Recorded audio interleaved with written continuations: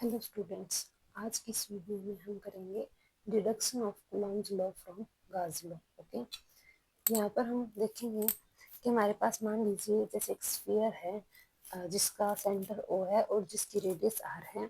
यहाँ पर हमने एक स्मॉल एरिया एलिमेंट ds ले लिया और जहाँ पर हमने एरिया एलिमेंट लिया है जिस पॉइंट के अराउंड, उस पॉइंट का नाम P है। यहाँ पर हमने एक आउटवर्ड नॉर्मल ले लिया n कैप और इसकी जो इलेक्ट्रिक फील्ड इंटेंसिटी है वो r कैप डिस्टेंस के ऊपर वेक्टर E है। ओके, अब हमें पता है कि जो हमारे पास जो गोज थ्योरम थी वो थी गोज थ्योरम। हमारे पास थी closed integral of all surface S vector E dot vector ds is equal to Q by epsilon naught. Okay, अब जो डायरेक्शन वेक्टर हमारे पास जो वेक्टर ds है वो एक स्मॉल एरिया एलिमेंट को डिनोट कर रहा है जहाँ पर जो थीटा हमारा वो 0 डिग्री है। तो इसलिए when की as theta is equal to 0 degree, तो यहाँ पर हम लिख देंगे closed integral S E D S cos 0 degree Q by epsilon naught. यहाँ से जो ई है कांस्टेंट है इसलिए हम इसको बाहर निकाल लेंगे, तो ये हमारे पास हो जाएगा closed integral of surface ds is equal to Q by epsilon naught. और क्योंकि हमारे पास एक स्फीयर है और जो स्फीयर का जो हमारे पास सरफेस एरिया होता है वो होगा 4πr², इसलिए यहाँ पर जो क्लोज्ड इंटीग्रल है इसका मतलब है इस कंप्लीट स्फीयर का जो हमारे पास एरिया हमें वो निकालना है, तो वो हमारे पास हो जाएगा 4πr²। तो हम लिख देंगे e into 4πr² is equal to Q by epsilon naught. जब इधर से e की वैल्यू निकालेंगे तो ये हो जाएगा Q divide by 4π epsilon naught r square. अब ये जो इलेक्ट्रिक फील्ड इंटेंसिटी है p पॉइंट के ऊपर जो हमारा r डिस्टेंस के ऊपर है क्यू चार्ज से, वो हमारे पास होगा उसके ऊपर जो लगने वाला जो फोर्स होगा अगर हम वो कैलकुलेट करेंगे तो वो हमारे पास होगा F is equal to E into Q naught, जहाँ पर जो ई की वैल्यू हम पुट कर देंगे Q by 4π epsilon naught R square into Q naught. तो इसको हम सोल्व करके लिखेंगे तो हो जाएगा Q naught divide by 4π epsilon naught R square. और यही हमारे पास कूलॉम्स लॉ था, कूलॉम्स लॉ। तो इस तरह हम गाउस थ्योरम से हमने जो कूलॉम्स लॉ था वो डिडक्ट कर लिया। अब आगे हमारे पास एप्लीकेशंस ऑफ गॉस थ्योरम यहाँ पर है। Applications of Gauss theorem. तो सबसे पहली जो एप्लीकेशन है वो है field due to an infinitely long straight uniformly charged wire. Okay, अब यहाँ पर हम मान लेते हैं कि हमारे पास एक राइट सर्कुलर क्लोथ सिलेंडर है जिसकी जो रेडियस है वो r है और जो लेंथ है वो l है। जैसे हमारे पास एक क्लोज्ड सिलेंडर हो गया। ओके, यहाँ पर हम जो इसके अंदर इसकी जो लेंथ लेंगे ये इनफाइनाइटली है, यानी कि जो हमारे पास जो वायर है इसकी जो लेंथ होगी इनफाइनाइटली होगी, लेकिन हमें जितने एरिया की निकालनी है उसके लिए हमें गॉसियन सरफेस अज्यूम कर लेंगे। ये हमारे पास एक एप्लीकेशन थी। तो यहाँ पर हम लिखेंगे जो हमारे पास मान लीजिए जैसे ये जो लॉन्ग वायर है इसके ऊपर हर जगह पॉजिटिव चार्ज है, यूनिफॉर्मली पॉजिटिव चार्ज है। अब इसकी जो ये इसका जो सेंटर है यहाँ पर हमारे पास जो डायरेक्शन वेक्टर है वो रेडियली आउटवर्ड होगा और इस तरफ भी जो पोजिशन वेक्टर होगा वो रेडियली आउटवर्ड होगा, तो ये भी एन कैप हो जाएगा। अब हम यहाँ पर ये जो गॉसियन सरफेस है इसके ऊपर एक स्मॉल पॉइंट पी ले लेते हैं जहाँ पर जो इलेक्ट्रिक फील्ड इंटेंसिटी है हम वो कैलकुलेट करेंगे। और यहाँ पर भी हमने पढ़ा था कि सरफेस के ऊपर जो हमारे पास जो यूनिट वेक्टर होगा वो रेडियली आउटवर्ड होगा, तो यहाँ पर इसकी जो डायरेक्शन है वो 90 डिग्री के ऊपर होगी, परपेंडिकुलर होगी। ओके, अब यहाँ पर ये जो एरिया लिया हमने इसका सरफेस का, इसको हमने ds मान लिया क्योंकि हमने स्मॉल एरिया लिया है। और यहाँ पर जो लेंथ है वायर की, वो इस गॉसियन सरफेस के अंदर जो वायर है उसकी जो लेंथ है वो l है हमारे पास। ओके, तब हम यहाँ पर लिख देंगे कि हमारे पास जो वेक्टर ई है वो इलेक्ट्रिक फील्ड इंटेंसिटी है, जो एन कैप है वो हमारे पास यूनिट वेक्टर है जो आउटवर्ड नॉर्मल होगा सरफेस के ऊपर, और जो माउथ है उनके ऊपर भी रेडियली आउटवर्ड होगा। यहाँ पर जो थीटा है वो 0 डिग्री मान लेंगे हम, यानी कि जो हमारे पास जो थीटा होगा वो 0 डिग्री होगा इन माउथ पे, और परपेंडिकुलरली 90 डिग्री हो जाएगा। अब यहाँ पर गॉस थ्योरम को अप्लाई करेंगे तो closed integral vector E dot vector ds, और इधर हो जाएगा closed integral vector E dot N cap ds। ठीक है, अब उसके बाद है ये हमारे पास वेक्टर ds की वैल्यू हो जाएगी क्लोज्ड इंटीग्रल, जो हमारे पास जो एन कैप है एक यूनिट वेक्टर इसलिए इसकी वैल्यू 1 हो जाएगी, और जो थीटा वो 0 डिग्री है, तो ये हो जाएगा ds इज इक्वल टू ई को हम बाहर ले लेते हैं, और ये क्लोज्ड इंटीग्रल s और ds, क्योंकि cos 0 डिग्री हमारे पास 1 होगा, ये हमने बाहर ले लिया, तो इधर हमारे पास बचता है ds। और एक सिलेंडर के लिए जो हमारे पास जो सरफेस एरिया होगा उसको हम लिखेंगे e into 2 pi r l। Okay, अब यहाँ पर जो 2 पाई r है ये कर्व्ड सरफेस एरिया है।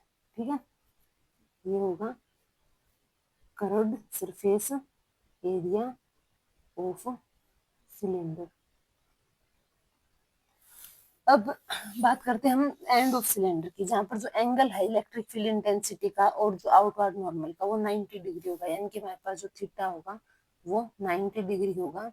तो उस कंडीशन में जो टोटल इलेक्ट्रिक फ्लक्स है, जैसे कि हमने भी पढ़ा है, वो हमारे पास है, इधर हम लिख देंगे total electric flux phi E is equal to E into 2 pi r l। ये वैल्यू हमने अभी कैलकुलेट की थी। जो चार्ज है जो चार्ज हमारा सिलेंडर के अंदर है, charge enclosed in the cylinder, वो हमारा इक्वल है लीनियर चार्ज डेंसिटी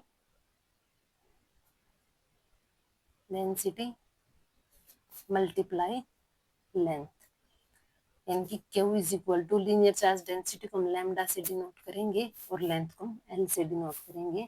अब गॉस थ्योरम के अकॉर्डिंग टू गॉस थ्योरम हमने फ्लक्स किया था phi is equal to Q divide by epsilon naught, ये हमारा फॉर्मूला आया था। अब इधर हम वैल्यू पुट करेंगे तो जो फाई है उसकी वैल्यू हमारे पास है E into 2 pi r l। Okay, तो फाई की जगह हम पुट कर देंगे E into 2 pi r l is equal to Q divide by epsilon naught. अब जो क्यू है उसकी वैल्यू हमारे पास है लैम्डा l, तो E into 2 pi r l is equal to lambda l divide by epsilon naught. इधर से ई की वैल्यू निकालेंगे तो वो होगी lambda 2 pi epsilon naught r। ठीक है, एल से एल कैंसिल हो जाएगा। अब यहाँ पर देखिए जो हमारे पास ये जो 2 पाई एप्सिलॉन नॉट है ये हमारे लिए कांस्टेंट का काम कर रहा है। ओके, और जो लीनियर चार्ज डेंसिटी है लैम्डा है ये भी हमारे पास एक कांस्टेंट का काम कर रही है। तब हमें रिलेशन फाइंड आउट करना है ई और आर के बीच में। अब जो ई है वो और जो आर है वो एक दूसरे के अपोजिट लिखे हुए हैं। ठीक है, तो इसलिए हम इसको बोल देंगे कि इनके बीच में जो रिलेशन है वो इनवर्सली प्रोपोर्शनल का है, यानी कि जो इलेक्ट्रिक फील्ड इंटेंसिटी होगी वो इनवर्सली प्रोपोर्शनल होगी डिस्टेंस के। अब यहाँ पर हमारे पास कंडीशन होगी कि अगर लैम्डा जो है वो ग्रेटर देन 0 है, जो डायरेक्शन होगी इलेक्ट्रिक फील्ड की, direction of electric field at every point is radially outward. Okay, और अगर लैम्डा जो है वो लेस देन 0 है, then direction of electric field at every point is radially inward. Okay, ये हमारे पास रिजल्ट होगा। स्टूडेंट, आज की इस वीडियो में इतना ही। अगर आपको ये वीडियो पसंद आता है then please like share comment the video and also subscribe the channel. Thank you. Hello students, आज की इस वीडियो में हम पढ़ेंगे distance travelled in nth second of uniformly accelerated motion. अगर nth सेकंड के अंदर अगर हमें जो डिस्टेंस है वो अगर निकालनी है तो उसके लिए हम कैसे फॉर्मूला डिराइव करेंगे। सबसे पहले मान लेते हैं कि हमारे पास जो u है वो इनिशियल वेलोसिटी होगी किसी ऑब्जेक्ट की, और जो a है वो हमारे पास एक्सेलरेशन होगी यूनिफॉर्म ऑफ एनी ऑब्जेक्ट। अब जो Sn है और जो Sn-1 है ये हमारे पास डिस्टेंस होंगी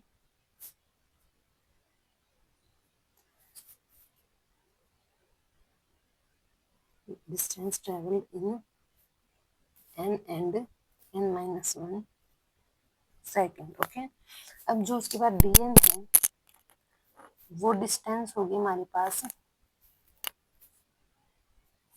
इन nth सेकेंड। तो इधर जो dn है उसकी वैल्यू निकालेंगे Sn-1। अब जो डिस्टेंस ट्रेवल होगा हमारे पास t सेकेंड के अंदर, तो हम लिख देंगे इधर डिस्टेंस ट्रेवल्ड इन t सेकेंड। तो वो हमारे पास होगा, डिस्टेंस को हम ऐसे डिनोट करेंगे ut plus half at square. ये रिजल्ट हमने पहले कैलकुलेट किया हुआ है। अब उसके बाद है distance travel in n second.